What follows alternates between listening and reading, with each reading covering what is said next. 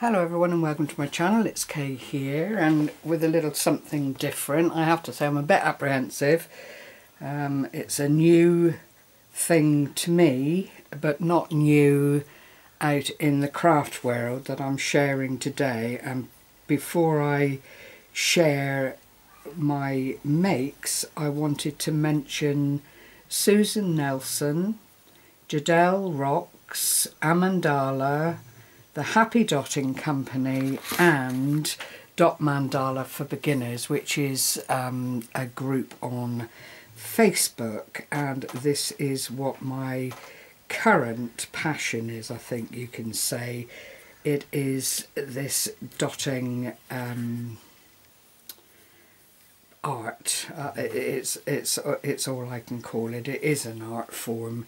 And it is about using dots and tools and making stones and putting colours together to form patterns on cement-based or plaster of Paris based items, like this pebble, which is I think about 3.5 inches, and then there's a pen holder, or it can be used as a glass vial that sits in the centre here, and you could put a single stem flower in it or a nice pen in it and keep it on your desk.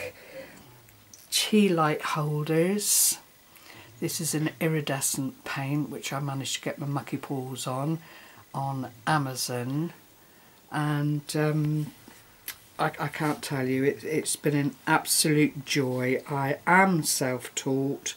I spent a long time watching the ladies that I've mentioned before, a lot of time checking out what people have made in the Dotting Mandala group for beginners, and just really went ahead and had a go myself. It took me a while to pluck up the courage. I spent a lot of time making these items. I tried plaster of Paris, I tried cement, and cement has won wholesale. It's a white cement that Gary managed to get for me on the internet. I just wanted some solid colour underneath. I know some people use grey, but it's white for me. And then he was very gracious enough to buy me some moulds for my birthday and at Christmas time. And what you do is mix up your cement mix, pour it into the moulds, leave it for 24 hours or so. I'll widen a moment, and then you take them out of the moulds, let them dry.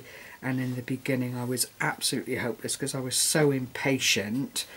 I couldn't wait for the drying period to pass, and consequently wasted quite a bit in the early days.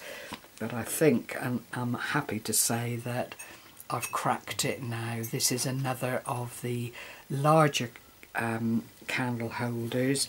This one is from Devon Dotting, which is based in Totnes, and this one is the Happy Dotting Company from Australia, and the lady there is a lady called Angela, who is a star. She really is. She knows her onions.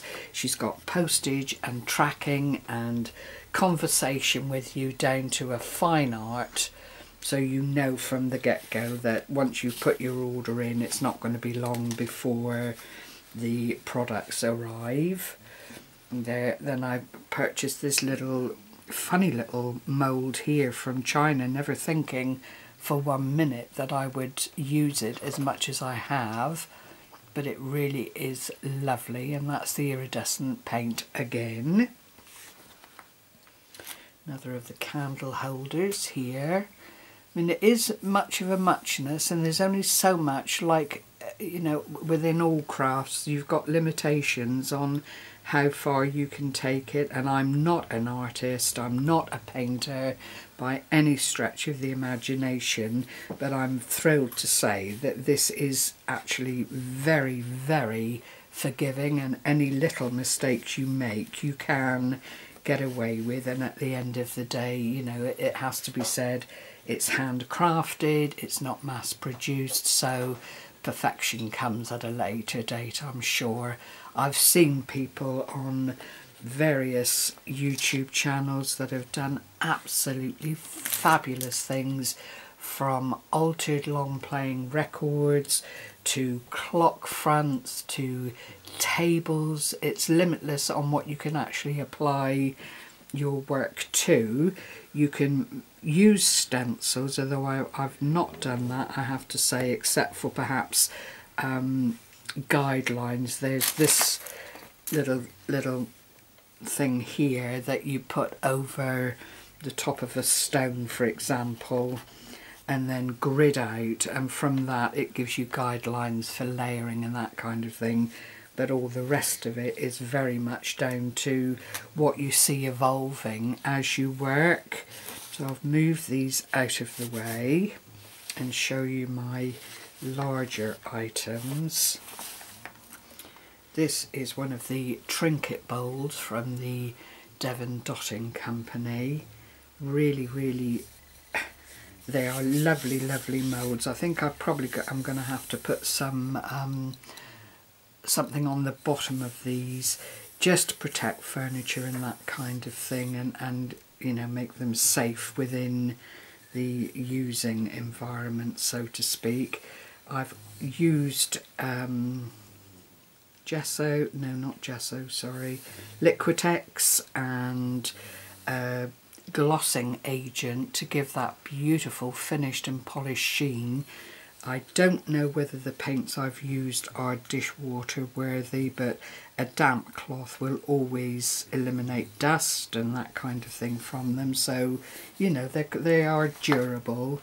And then this one is my most recent and most favourite for the moment.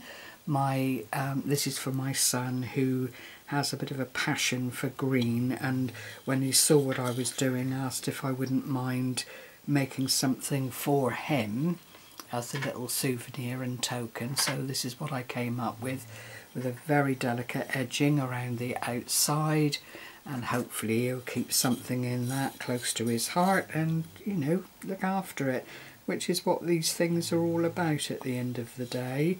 There are lots and lots for sale on Etsy, particularly Susan Nelson, who lives in Canada, and Jadel Rocks, who is quite new to the scene but is such a lovely lady to watch and very funny to watch. She is just a star and has inspired me at so many levels I can't say, but I thought it was time I shared this with you because I'm quite quiet on the paper crafting front. I do a little bit here and there, but this is what has inspired me for the time being. So with that, I'll love you and leave you.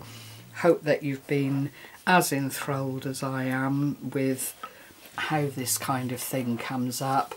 I know Marina Hopkinson used to do these as well, and she sent me a beauty several years ago, but I'm always late to the party, and you know, just wanted to try my hand at this new craft thing. I think it's good to stretch yourself and try different things to keep your world open. So thanks again for joining me. Take care everyone. Bye bye for now.